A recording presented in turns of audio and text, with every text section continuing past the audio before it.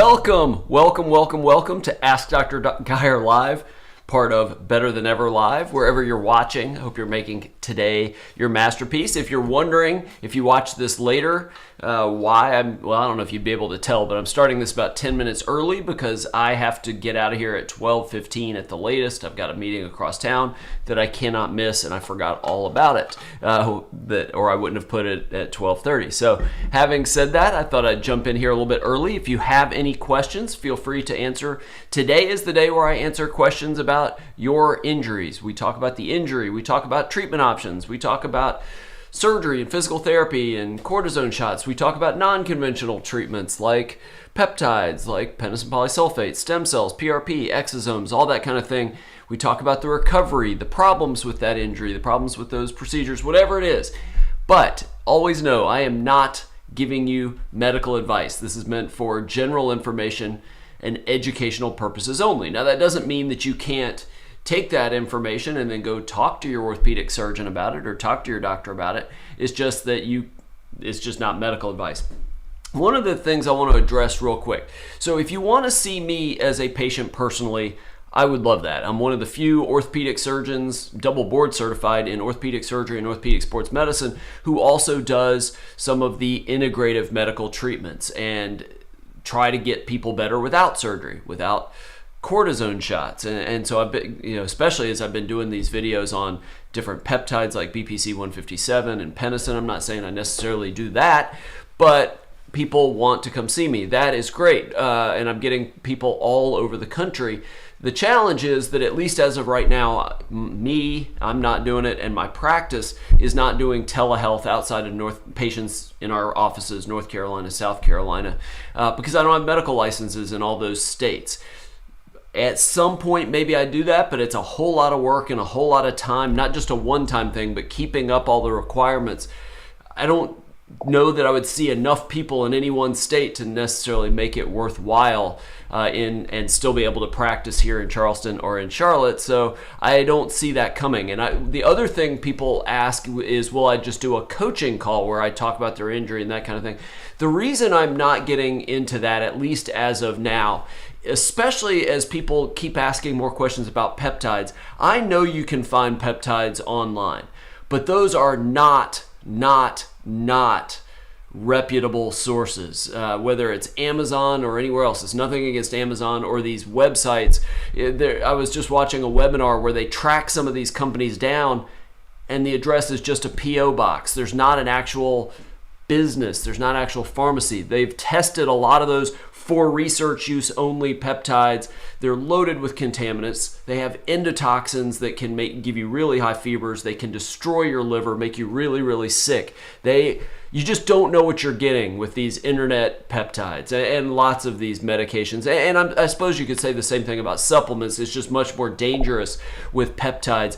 And yes, in a coaching call, I would not be prescribing any medications, but I would worry that somebody would then turn around and go try to find it online, find some disreputable source, and potentially get very, very sick. Yes, peptides are expensive in the offices that do them, that get them from legit pharmacies that are inspected by the FDA and do everything the right way. They're not loaded with TFA and all these different compounds that make the peptides dangerous. The research use only peptides, they're not, a lot of these internet ones, they're not potent, they're not stable. I just don't want to participate in anything like that. I would strongly encourage you not to get medications like that online. Yes, peptides coming from a doctor's office are going to be more expensive because they're getting them from quality places, but you get what you pay for, definitely, in peptides. And I just don't want you to get sick, quite honestly. All right. Akash, let me try to put this on here. ACL reconstruction 7 months ago. How long was it? How long will it take to become normal as before, and can you start to run? So again, this is not medical advice. Here's the thing about the time from ACL surgery. We used to use that 6-month rule as sort of a hard and fast rule, but that's really only based on when the biology of the healed graft is as strong as your normal ACL, because when you put that ACL graft in at the time of surgery, it actually gets weaker over the next 6 weeks, and then your body develops blood flow, blood vessels around it, gets it stronger, the collagen gets stronger, And that process takes about 6 months. That does not mean that you're able to play sports or get back to normal or run at 6 months. That is a combination of factors based somewhat on the biology, but a whole lot based on how you're recovering from surgery. When you get your motion back, when you get your strength back, especially your quad strength and your hip flexor strength, when you get the ability to land on it, when you get the ability to push off, all of those are sort of a give and take. Generally, in my experience, it's usually about 3 months after surgery, people have all their motion back. They should have all their, great percentage, 85, 90% you would hope, of their strength back by about 3 months and can start to jog on it. It's not jogging normally, but they're able to do it. Somewhere after that, maybe 4.5 months, you can start sport-specific training the movement patterns that you do in that sport. Maybe landing on it, maybe landing on one foot, maybe pushing off on it, maybe turning. Depends on the nature of your sport, but you start working more into that. Now, the idea of when it feels normal is hard to say. Generally, I tell patients that's somewhere 9 to 12 months, but that can be as early as 6 months. That can be 2 years. Everybody gets through that a little bit differently. Typically, when people start to get back to sports and exercise, it still does not feel like the uninjured opposite knee. So that is kind of where that is tricky. There's no hard and fast rule to that, but that's typically my experience. In fact, a lot of times I'll tell people it's their second season of sports back. We say that all the time with Tommy John surgery, but even more so with ACL surgery. I feel that yes, you're able to do things fairly well when you get back to play, but it doesn't necessarily feel normal. So I know that that's not necessarily an absolute specific answer, but the amount of time out from surgery is not really what's important. What's important is, has that graft fully healed and it is strong enough to protect your knee? Are the muscles around your knee strong enough to protect your joint and protect the knee from giving way again? Do you have all your motion back? Do you have the ability to land on it and to push off on it? Are you pain-free? No swelling? All of that tends to play a role. So I hope that was what you're answering. Akash also asks about long jump for 4 meters. That gets into really the sport-specific phase. I would work with a physical therapist and see what you can do in terms of testing long jump, not just the landing it, but pushing off on it. Maybe not at 4 meters in physical therapy, but you start little and work through it and look to see, does that hurt? Does it cause the knee to swell? Are there weird mechanics issues that you have to correct before you just go out and try it cold? I'm a big fan of a physical therapist that's very comfortable working with athletes and going from there. That gets to something else we'll talk about while we're waiting on anybody else to come in, and that is the idea of, all right, let's again say you're not coming to see me in Charleston, South Carolina, and you want to go you need to find somebody in town. And this actually just came up with sort of a friend of mine, and ended up with who truly turned out to be a bad surgeon for her. What you kind of want to look for, both with surgeons, both with physical therapists, is somebody that is very good. There's 2 things I feel are important. Very good at your particular problem. So for ACLs, shoulder dislocations, meniscus surgeries, especially these injuries that athletes and active people get, you want an orthopedic surgeon that is subspecialized in sports medicine, orthopedic sports medicine. So they have dual or double board certification. It's not really a double board certification. It's a board certification with a subspecialty certificate as given by the American Board of Orthopedic Surgery. But that's typically what you're looking for, and there are databases and ways to find that.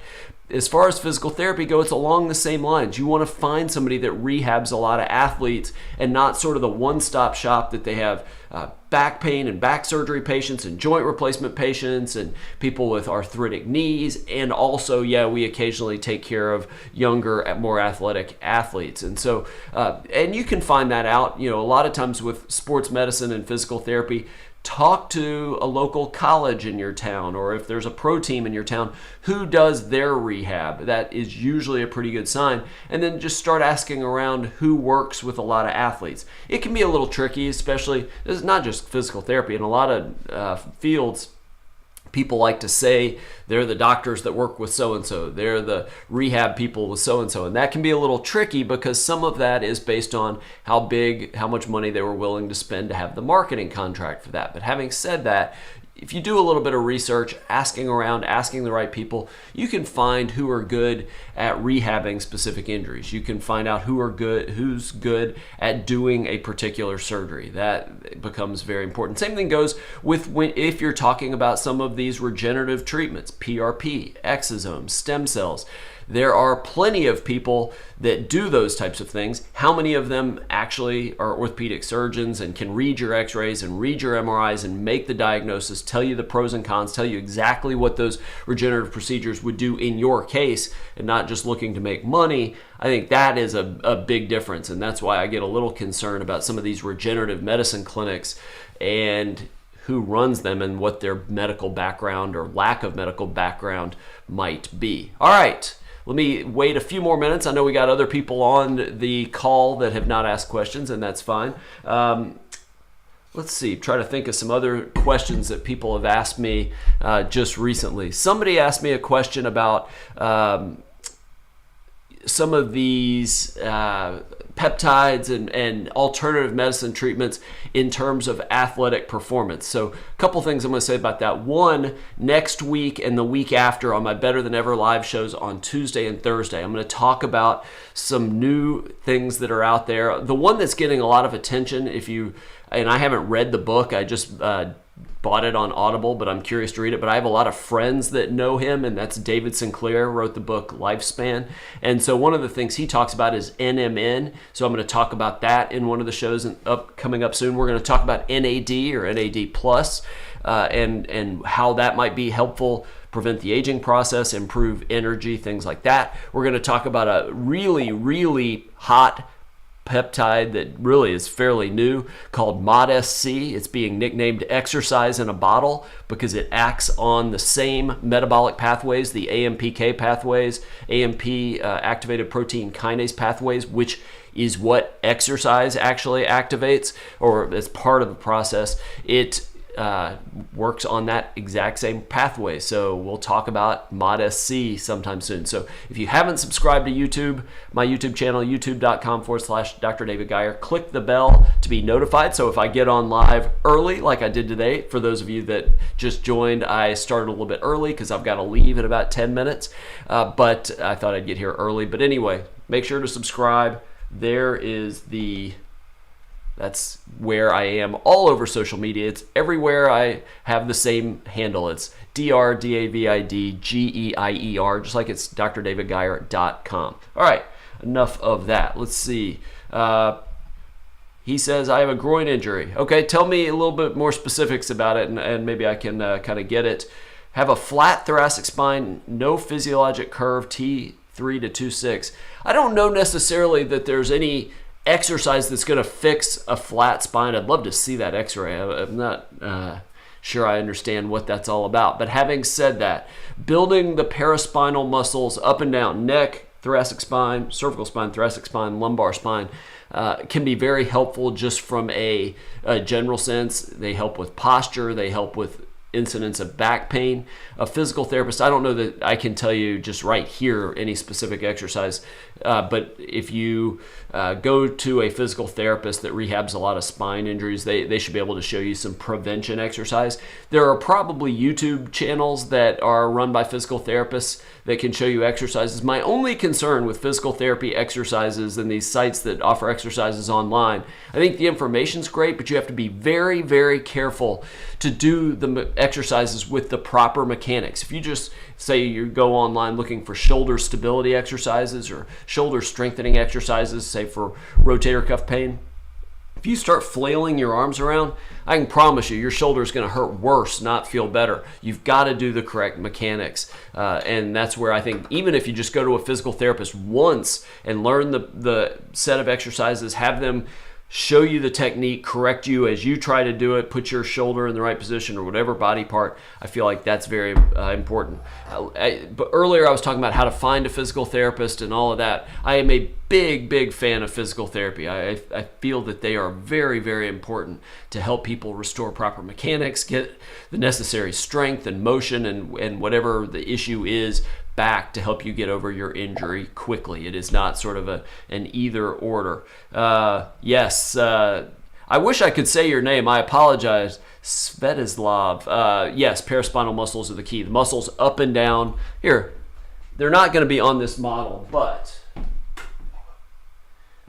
I got a cervical. That's better.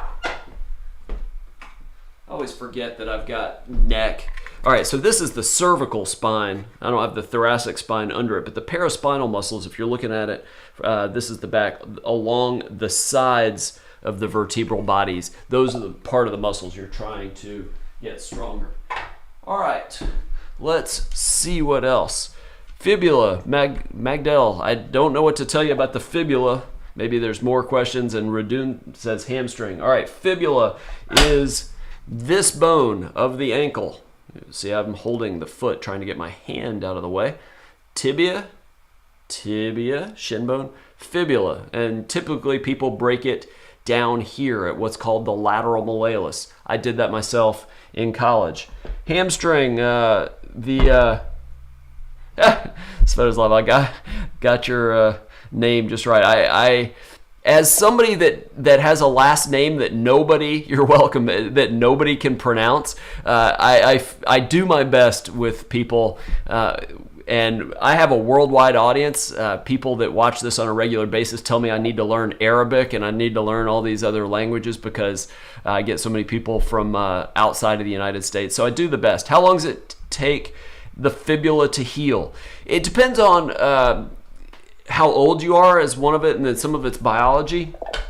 Kids can heal fractures down here in about 3 weeks, especially because they break it through the growth plate, which would be right about there. It's at the level of the joint line.